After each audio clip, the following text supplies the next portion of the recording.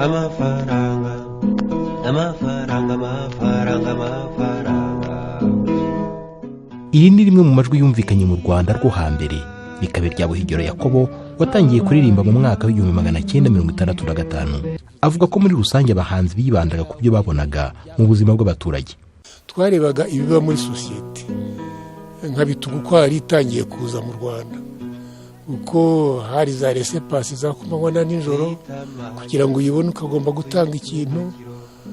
Urabona icyo gihe amafaranga yaramaze guhinduka ubukungu bukomeye.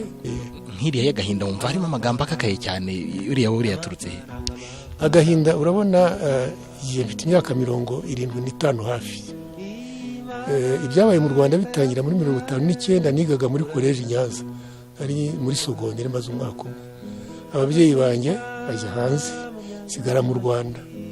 Ukibaza uti igihe ndababaye, n'undi arababaye, n'umubyeyi utambona arababaye, none banye guhimba ako gahinda. Ibi kandi Buhigiro abihuriraho na Makanyaga Abdul, we watangiye umuziki mu mwaka w'1967 ari muri orchestre yitwaga Les Copains, yabaga muri college Saint André i Nyamirambo.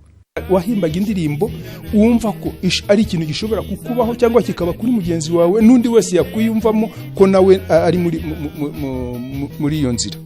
Hari n'indi cyo kare yo ntago nzi neza uko yitwa, iri uvuga no ururimbamo umuntu agiye mu kabari muri bar, sinzagera muri bar, yitwa nishatse inshuti zirananiye.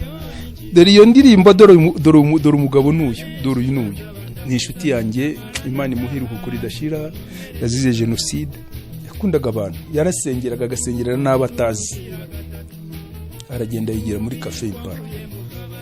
Ageze muri Cafe Impala aratangira arasengera koko, nuko ageze aho abantu baza gushaka kumufata, aza kubiyaka nyine nk'umukarateka, yikubita hasi, akubita umunwa ku ipoto, hano harakomereka.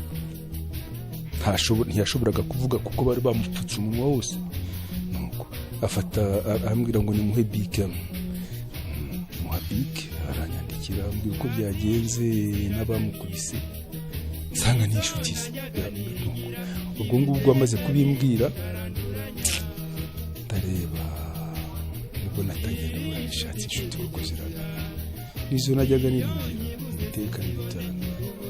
Serigeri Paul wamenyekanye ku kazina ka Mimira Rose, akaba umwe mu batangije orchestre Impala mu mwaka w'1975, nawe yemeza ko hari n'ubwo abantu baririmbaga ibyababayeho ubwabo. Iyo ndirimbo niba utaravuzwe twayicuranze kubera ko twagize ikibazo, twagiye gucuranga i Burundi, baduha imodoka, tugeze ino barayijyana, batayiduhaye, noneho turababara, noneho tuba oblige gucuranga niba utaravuzwe kubera agahinda twari dufite. Nubwo indirimbo zo hambere zashimishaga bazumvaga, ariko ubuhanzi mu Rwanda ngo ntibwari umwuga washoboraga gutunga nyirawo wonyine. Abenshi twabikoze ari ukubikunda, ari ugukunda gusa kwicurangira, ukumva ari ishema gucuranga. Noneho wagira imahirwe kujya kubona ukumva nk'umuntu araguhamagaye ati ngwino umwana wanjye uyu munsi namukoreye, nibutse umunsi mukuru, ndirimbira uturirimbo wacurangaga, akaguhera nk'amafaranga 1000. Ubwo bikazamara n'imyaka 6 nta kindi mukora, nta bundi wongere kubona. Ari concert twakoraga, hari ubwo wakoraga concert bukamara nk'amezi 2 utegereje ko wazabona uburyo bwo kongera gukora iyindi.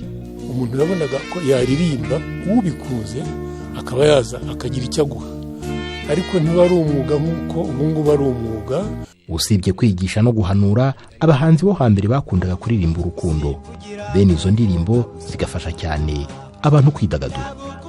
Jean Damascene Manishimwe, i Kigali. Ndetari byuhubye gato, nubaga kanya nyaruka.